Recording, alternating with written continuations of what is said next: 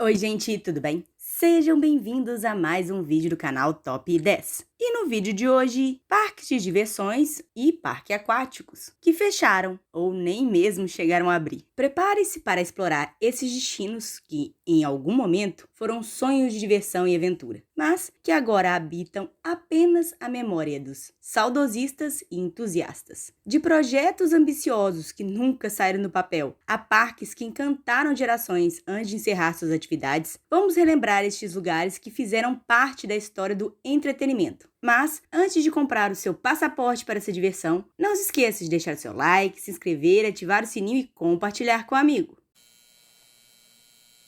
Parque da Mônica. Um dos primeiros parques temáticos de personagens do país foi o Parque da Mônica, que funcionou por 17 anos no Shopping Eldorado, em São Paulo. Idealizado por Mário de Souza em 1993, ele operou no mesmo local até 2010, quando encerrou as atividades por causa de divergências contratuais com os administradores do shopping. Havia também dívidas desde a época da inauguração, quando o investimento para a construção da atração foi de 10 milhões de dólares. O parque ocupava uma área interna de 10 mil metros quadrados, divididos em 3 pisos. Em 2015, cerca de 5 anos depois de seu fechamento, o Parque da Mônica voltou, em novo endereço, onde está até hoje. Ele assumiu o espaço que era do Parque da Xuxa, no Shopping SP Market. Hoje o local tem cerca de 20 atrações, numa área de 12 mil metros quadrados.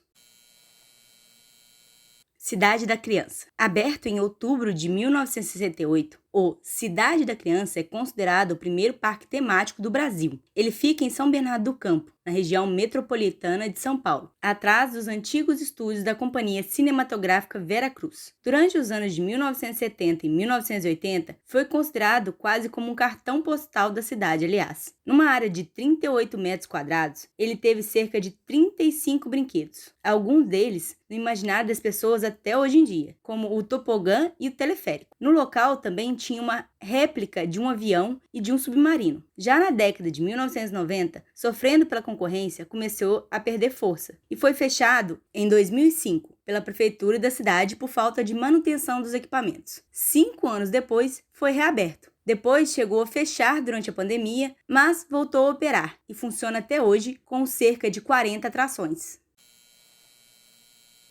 Parque do Gugu. O apresentador Gugu Liberato ocupava um espaço da área de diversão do SP Market. Ele manteve a atração de junho de 1997 a 2002. Depois decidiu focar em outros negócios e não renovou o contrato com a cessão do nome. Foi quando Xuxa assumiu o espaço. Aliás, alguns brinquedos se mantiveram da época do Gugu. Eram 17 atrações, entre elas a montanha-russa e um simulador de asa delta.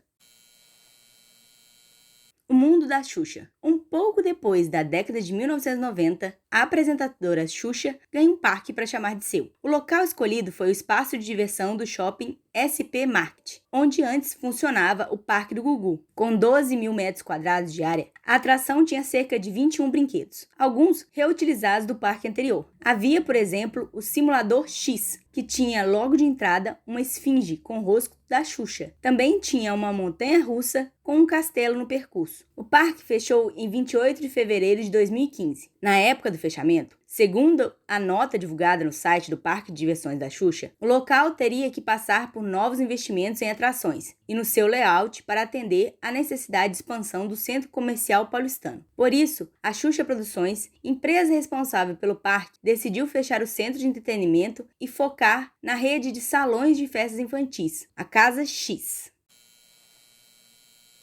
Clube de Campo Cidade Alta. Um parque aquático que está há mais de 20 anos abandonado em plena área urbana de Apucarana, no norte do Paraná. O tobogã enferrujado, no meio da vegetação, é o que restou do antigo Clube de Campo Cidade Alta. Localizado nas proximidades do núcleo habitacional Osmar Guaraci Freire, em 2014 o terreno foi arrematado em leilão e os novos donos anunciaram um projeto de construção de um loteamento habitacional. Quase 10 anos depois, o empreendimento ainda não saiu do papel. O cenário é bem diferente do passado, quando o lugar recebia milhares de pessoas nos finais de semana. O clube foi palco de uma grande briga judicial envolvendo os sócios. Com a falta de pagamento de impostos, o terreno foi a leilão federal, sendo arrematado por um empresário de Arapongas.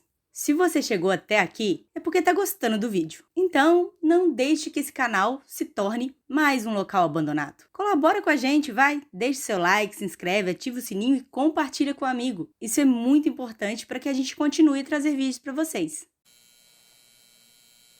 Rio Water Planet. Criado em 1998 por Clayton Mendes, o Rio Water Planet ocupava uma extensa área de 400 mil metros quadrados aos pés do imponente Maciço da Pedra Branca, no bairro de Vargem Grande. O parque conquistou renome por suas atrações diversificadas. Porém, no dia 1º de fevereiro de 2001, um acidente deixou 10 pessoas feridas, depois que um teleférico caiu. Uma vistoria preliminar feita por peritos da Defesa Civil Municipal constatou que o cabo saiu da rondana. De acordo com a direção do parque, o acidente aconteceu porque 2 rapazes balançaram as cadeiras, o que fez com que uma delas se prendesse na torre de sustentação. Em 2011, o eletricista Felipe Gonçalves e Silva morreu em 26 de março ao receber uma descarga elétrica, enquanto fazia manutenção de rotina no refletor. O parque estava fechado na hora do acidente. Em 2014, a terceira vara civil da Barra da Tijuca determinou o despejo do Rio Water Planet e foi cumprido em 16 de agosto. Em 4 de outubro, o parque encerrou definitivamente as atividades. Embora rumores sobre a sua abertura tenham circulado em 2021, o empreendimento permanece em silêncio, com as suas piscinas vazias e a sua história esperando para ser reescrita.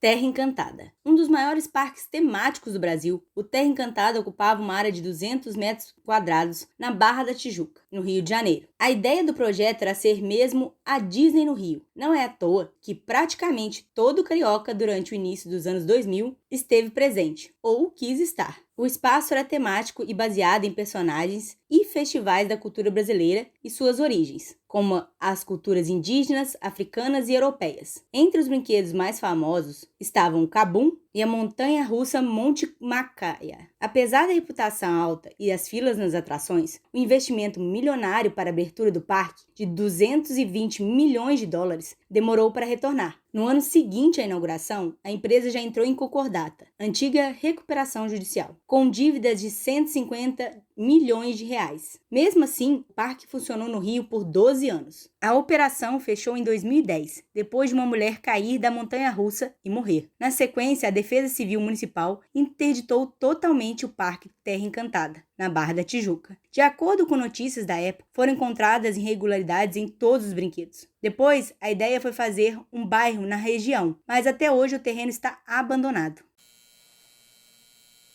Alba Noel, um parque natalino. Esse parque natalino foi idealizado pelo senhor Albano Reis, mais conhecido no Rio de Janeiro como Papai Noel de Quintino. Infelizmente, algo que tinha tudo para ser um dos maiores parques temáticos, após a morte do seu idealizador, está abandonado. Atualmente, o cenário desolador oferece nada além de ruínas, muito mato e água parada. Um foco para mosquitos da dengue, que já foram encontrados no local. Local de grandes comemorações, o parque já foi palco de grandes bailes que animavam a cidade de Itaguaí. Até mesmo moradores de Mangaratiba e Rio de Janeiro costumavam frequentar as festas. Durante o período do Natal, o parque era todo iluminado e recebia uma decoração voltada para as crianças, com Papai Noel, renas e tudo mais. Hoje, a única coisa que se vê são brinquedos quebrados que remetem a um passado de sonhos. Albano Antônio Reis nasceu em 1944 no Rio de Janeiro e foi um político brasileiro. Ele era conhecido como Papai Noel de Quintino, pois se fantasiava de Papai Noel todos os anos. Foi deputado estadual e candidato a prefeito da cidade do Rio de Janeiro de Itaguaí. Albano faleceu atropelado em frente ao seu parque. Num acidente, ficou sem esclarecimento por algum tempo, sendo cogitada até a hipótese de assassinato por inimigos, até vir a público que foi causado por um turista europeu que, desesperado por ter atropelado Albano, chegou a queimar o carro envolvido, na esperança de não ser encontrado.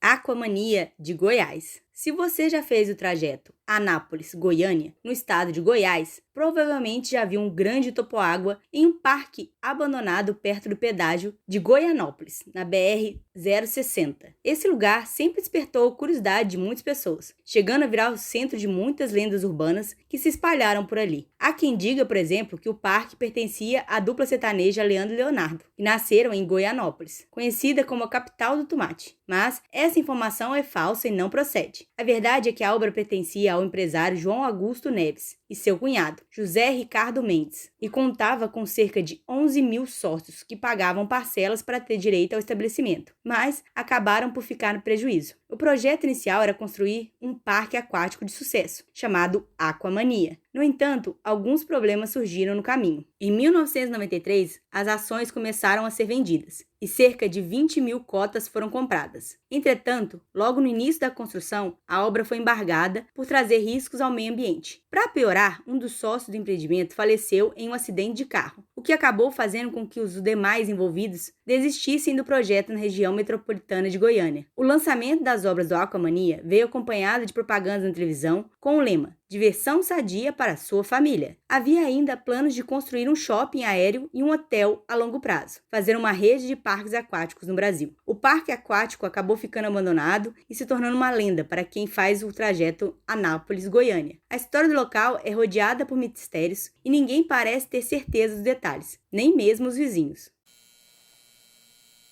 Play Center, um dos primeiros grandes parques de São Paulo. O Play Center foi inaugurado em 1973, inspirado nas grandes operações de diversão dos Estados Unidos e da Europa. O responsável pela história do Play Center é o engenheiro Marcelo Gutglas, que no final da década de 1960 trazia para o Brasil os fliperamas, inspirados nas visitas a um parque de diversões em Nápoles, na Itália. Do dia da sua inauguração até o seu fechamento em 29 de julho de 2012, o parque contabilizou a visita de mais de 60 milhões de pessoas. Muitas delas iam em excursões que partiam de várias regiões, cidades vizinhas e até outros estados. No início de sua história, o mix de atrações era composto por atrações mais simples. Com o passar dos anos, as atrações tecnológicas foram chegando. O Play Center chegou a ter grandes sucessos. Um dos grandes eventos da empresa eram as Noites do Terror. Elas começaram em 1988 e se tornaram um grande sucesso, permanecendo no calendário fixo de eventos do Play Center, até seu último ano de funcionamento. A crise do parque começou em 1995. Naquele ano, um acidente num dos brinquedos sacudiu a reputação da empresa. Com isso, Marcelo vendeu parte das ações do parque para o GP Investimentos, que criou futuramente o Hop Hari. Em 2002, Gutglas retornou o controle do Play Center e iniciou a reestruturação, que incluiu uma reforma completa no parque em 2005. Em 2010, 15 pessoas ficaram feridas num acidente envolvendo 2 carros da montanha-russa, Looping Star. E em outro acidente, dessa vez no Double Shock, algumas pessoas ficaram feridas em 2011. Além disso, a localização também impactou no fim do parque. Inicialmente concebido em uma área industrial, sem muitos vizinhos, o Play Center, com o passar dos anos, foi engolido pela cidade. Passou a não comportar mais um parque daquele porte em uma área urbana. O antigo terreno onde funcionou o Play Center atualmente abriga prédios comerciais, um residencial, empresas e estacionamentos. Já alguns brinquedos foram parar em outros parques de diversões. Hoje, o Play Center tem outras operações de diversões, principalmente em shopping centers, com os nomes de Playland.